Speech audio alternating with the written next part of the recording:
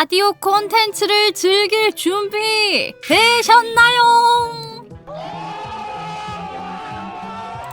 첫 번째 사연 시작하겠습니다. 때는 초등학교 4학년 시절 늦은 시간 학교에서 담력 훈련을 하는 날이었습니다. 캄캄한 밤중에 3명씩 조를 짜서 학교 어딘가에 있는 자신의 이름이 적힌 깃발을 가져오는 게 미션이었는데요. 저의 조원은 A와 B. 저희는 함께 저희 차례를 기다리다가 A의 오굿자락을 잡으며 애써 괜찮은 척 학교로 진입했습니다. 1층 교실. 일반부터 돌아보던데 위층에서 무언가 떨어진 건지 달그락 하는 소리가 미약하게 들리더라고요. A에게 무슨 소리 안 들려? 라고 했는데 A는 못 들은 듯 야, 이 겁쟁아! 하면서 엄청 놀리더라고요. 진짜 착각인가 하고 빠르게 1층을 다 둘러본 뒤에 깃발이 안 보이자 저희는 2층으로 올라갔습니다. 2층 복도로 발을 들이자마자 또 뭔가 떨어지는 소리와 함께 달그락거리는 소리가 들리는 거예요. 이번에는 친구들도 그 소리를 들었는지 잔뜩 긴장한 채 조심히 걸어갔습니다. 그 소리의 정체는 교실 앞에 붙어있는 팻말이 떨어진 소리였습니다. 아, 진짜 이거 떨어진 거 가지고 지금 우리 쫀 거야? 근데 저는 소리를 2번 들었거든요. 그래서 말했지만 A는 무시하면서 반에 들어가서 깃발을 찾은 거예요. 그런 다음에 A는 이렇게 말했어요. 야, 이제 한 개만 찾으면 되겠다.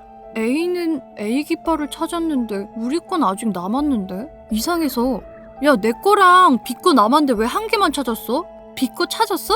그런데 A는 무슨 소리야? 오늘 B 오늘 밤에 못 온다고 우리 둘이서 왔잖아. 아까부터 왜 그러냐?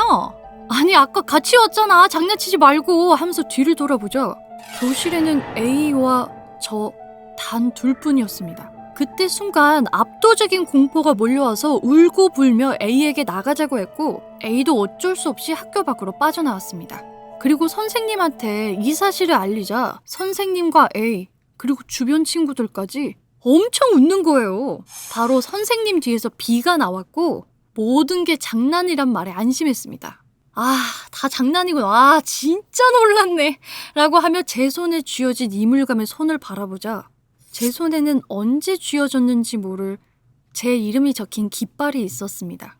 그날 내가 찾아놓고 기억이 없어진 건지 뭔진 모르겠습니다. 그때 정말 모든 게 주최 측의 장난이었는지 진짜 일어난 일이었는지 이제는 알 수가 없습니다. 이렇게 첫 번째 사연을 만나봤는데요. 여러분들은 학교 다니실 때 담력 체험 한번 해보신 적 있으세요? 저는 해본 적이 있거든요. 너무 무서워서 2명씩 조를 짜서 갔는데 시간차를 두고 출발시키는데 너무 무서워서 못 가겠는 거예요. 그래서 저희는 숨어 있었어요. 다음은 초등학교 4학년 여름방학 중이었다. 부모님은 병원에서 교대 근무를 하신다. 그날은 엄마 아빠 둘 다 야간 근무였고 나는 집에 혼자 있었다. 뭐 처음 있는 일은 아니라서 괜찮다고 생각했다. 낮에는 평소처럼 동네 형들이랑 축구를 했고 지치고 땀에 쩔어서 그늘에 쉬고 있었을 때 낯선 아저씨 한 명이 다가왔다. 얘들아, 땡땡동 땡땡봉지가 어딘지 아니? 평범한 말투, 깔끔하진 않지만 어른스럽게 생긴 얼굴. 우리는 별 생각 없이 알려줬다. 저쪽 GS25 지나서 왼쪽 골목으로요. 아저씨는 고개를 숙이며 고맙다고 했다. 그걸로 끝난 줄 알았다. 아니, 사실상 새벽 2시. 나는 내 방에서 핸드폰으로 영상을 보고 있었다. 선풍기 돌아가는 소리 말고는 아무 소리도 없었다. 그때 띵동 갑자기 초인종이 울렸다. 나는 얼어붙었다. 새벽 2시에 누가 벨을 누른다는 거지? 혹시 부모님이 예상보다 일찍 오셨나? 나는 거실로 나가보았다. 현관문 옆에 붙은 인터폰 모니터는 꺼져 있었다. 나는 망설이다가 조심스럽게 화면을 켜봤다. 모자 쓴 남자. 낮에 길을 물어본 그 아저씨였다. 그는 벨을 누르고는 아무 말도 아무 움직임도 없이 문을 똑바로 바라보고 서 있었다. 나는 황급히 불을 껐고 아무 소리도 내지 않았다. 그 순간 띵동 2번째 초인종 소리. 이번엔 인터폰 화면을 껐다. 심장이 미친 듯이 뛰었다. 혹시 내가 알려준 길 근처에서 우리 집을 기억한 건가? 아니면 혹시 경비 아저씨인가? 라는 생각을 해봤는데 어떤 경비 아저씨가 이 새벽에 남의 집 초인종을. 그래서 나는 문을 열진 않았다. 경찰을 부를까 생각했지만 어떤 상황인지도 설명이 어려웠다. 그리고 엄마 아빠가 걱정할까봐 연락하지도 못했다. 그 사람은 5분쯤 더 서 있다가 갑자기 뒤돌아서 천천히 걸어 사라졌다. 엘리베이터를 타지 않고 계단 쪽으로. 이날 이후 부모님께 설명을 해드렸지만 부모님은 믿지 않았고, 하필이면 이날 이 시간 CCTV 기록만 없었다는 게 알 수가 없다. 네 번째 사연 전달 드리도록 하겠습니다. 안녕하세요. 고등학생 때 실제로 겪은 이야기입니다. 고등학교 시절 난 시골의 단독주택에서 살고 있었다. 현관을 기준으로 집 왼편에는 논이 펼쳐져 있고 앞쪽에는 오래된 창고형 공장과 가로등이 있었다. 그날은 가족들이 없는 나 혼자만 있는 밤이었다. 외할아버지 제사로 부모님과 동생들이 시골로 내려가고 나는 혼자 집을 지키게 됐다. 혼자 있기에는 으스스해가지고 친구를 불렀다. 밤늦게까지 놀다가 우리 집에서 같이 자기로 했다. 해가 다 지고서 친구와 아무도 없는 집에 도착했는데 내 방에 이불을 깔고 시답지 않은 얘기를 하면서 낄낄낄 대고 있는데 친구가 갑자기 조용해지더니 내 팔을 툭툭 건드린다. 왜? 하려던 찰나 친구는 아무 말 없이 턱짓과 손짓으로 창문을 가리켰다. 창문엔 불투명한 시트가 붙어 있어서 바깥은 보이지 않지만 그림자는 비쳤다. 그런데 창문 위쪽에 사람 얼굴 같은 그림자가 정말 선명하게 사람 머리가 그림자로 보이고 있었다. 마치 누군가 거꾸로 지붕 위에서 창문을 들여다보는 모습이었다. 그 순간 머릿속이 하얘졌다. 심장이 벌렁거리고 귀까지 뜨거워질 정도로 두려움이 몰려왔다. 사실 이 집에 이사 왔을 때부터 뭔가 이상했다.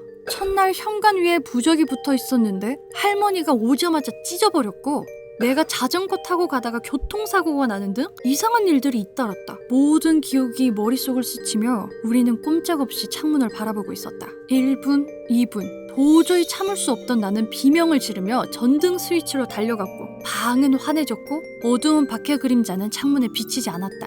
나 혼자 본 것도 아니고 친구랑 같이 그 존재를 확인했기에 헛것을 본 것도 아니었다. 귀신이 진짜 있을까? 없다면 저거 사람 머리인데 왜 지붕에서 저러고 있는 거지? 이제 진짜 밖에 있는 그림자가 무엇인지 확인해야 했다. 친구와 눈빛을 주고받고 숨을 고른 뒤 나는 떨리는 손으로 창문을 열었다. 창밖에는 진짜 그 그림자의 정체가 있었다. 그건 지붕 처마 밑에 있던 센서 등이 떨어져서 전선에 매달린 채 흔들리고 있던 거였다. 그게 마당의 가로등 불빛을 받아가지고 그림자를 만들었던 것. 그 정체를 확인한 우리는 말도 안 된다는 듯이 한참을 웃었다. 결과가 너무 허탈해서 너무 허무했다. 하지만 지금도 그날의 그림자 그리고 그 정적 속의 이분은 내 기억 속에서 선명하다. 그날 밤 진짜 귀신이라고 믿었으니까. 여러분은 이렇게 약간 엉뚱하게 오해해서 무서워 본 적 있으세요? 그때 당시에 진짜 숨도 못 쉬겠는데 알고 나면 괜찮아지지만 그 순간엔 진짜 너무 무섭잖아요. 때는 2012년 겨울쯤이었어요. 훈련소를 수료하고 자대 배치를 받은 지 얼마 되지 않았을 무렵이죠. 병과 특성상 자대에 온 지 몇 주 만에 강원도 철원에 위치한 작전 진지에 투입이 돼서 임무를 수행하게 되었습니다. 작전 진지는 보통 산속에 있어서 주변에 묘지도 많고 전반적으로 음산한 분위기가 짙어요. 그날도 평소처럼 야간에 관측소 근무를 서고 있었습니다. 진지에서는 궁견 한 마리를 키우고 있었는데 그 녀석은 묘지 쪽에 가까운 울타리에 묶여 있었어요. 굉장히 순한 개라서 짖는 모습을 거의 본 적이 없었죠. 그날은 정말 미친 듯이 짖고 있었습니다. 귀가 찢어질 듯한 울음이 계속됐고 너무 이상해서 같이 근무 서던 선임에게 물었습니다. 땡땡 상병님, 저기 가봐야 되는 거 아닙니까? 그런데 선임은 고개조차 돌리지 않고 조용히 말하더라고요. 쳐다보지 마. 앞만 봐. 고개 돌리지 말고. 순간 등골이 서늘해졌습니다. 설마 진짜 귀신이라도 있는 건가? 싶었지만 이등병이 뭘 어쩌겠어요. 그냥 묵묵히 근무를 마쳤습니다. 근무가 끝난 뒤에도 개는 계속 짖고 있었어요. 개 관리는 막내인 제 담당이었기 때문에 녀석을 진정시키러 울타리 쪽으로 갔죠. 묘지 위에서 파란 불꽃 하나가 어른거리고 있었어요. 딱 도깨비 불이었습니다. 책에서나 보던 인산이 타면서 생긴다는 푸른 불꽃. 머리로는 그게 뭔지 알고 있었기에 겁먹진 않았지만 개가 그렇게 반응하는 걸 보니 기분이 좋진 않더라고요. 결국 개를 두고 피곤한 몸을 이끌어 막사로 돌아갔습니다. 문제는 그날 새벽이었습니다. 잠결에 양쪽 발목을 누가 움켜잡은 것 같은 느낌에 눈을 떴어요. 누가 뜯어가려는 것처럼 관절 부위가 찢어질 듯이 아팠어요. 몸으로 일으켜 확인하려 했는데 꿈인지 현실인지 몸이 전혀 움직이지 않는 거예요. 완전히 가위에 눌린 상태였어요. 발목은 계속 아팠고 저는 그저 그 고통이 지나가길 기다릴 수밖에 없었어요. 결국 깜빡 잠이 들었고 아침이 돼서야 간신히 몸을 움직일 수 있었습니다. 심지어 서 있는 것조차 힘들 정도로 아팠죠. 그래서 분대장에게 조심스럽게 말했습니다. 발목이 너무 아파서 서 있기조차 힘이 듭니다. 그랬더니 돌아온 대답은 야, 여기 안 아픈 사람이 어딨어? 벌써부터 뺑기 부리냐? 더 말해봐야 욕만 먹을 것 같아서 조용히 돌아섰습니다.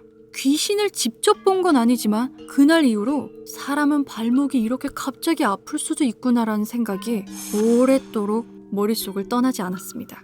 이렇게 5번째 사연을 보내드렸는데요. 군대에 관련된 괴담이나 내려오는 이야기가 정말 많잖아요. 군대를 다녀오신 분들이라면 무조건 하나씩은 가지고 있는 게 군대 괴담인 것 같아요.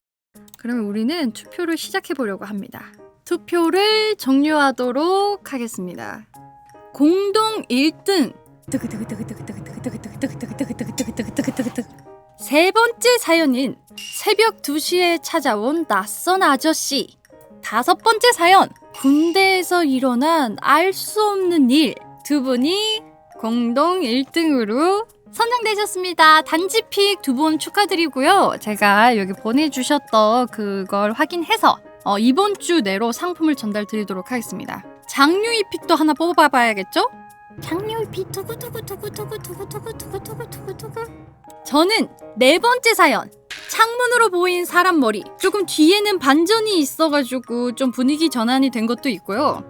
앞에 서술이 좀 무서웠던 것 같아요. 그 집으로 이사 가고 나서부터 이상한 일을 겪었다는 빌드업이 좀 멋있었던 것 같아가지고 4번째 사연에 장류이픽을 달도록 하겠습니다. 보내주신 6분들께도 너무너무 감사드리고 선정되신 분께는 제가 이번 주 안으로 상품을 전달드리도록 하겠습니다.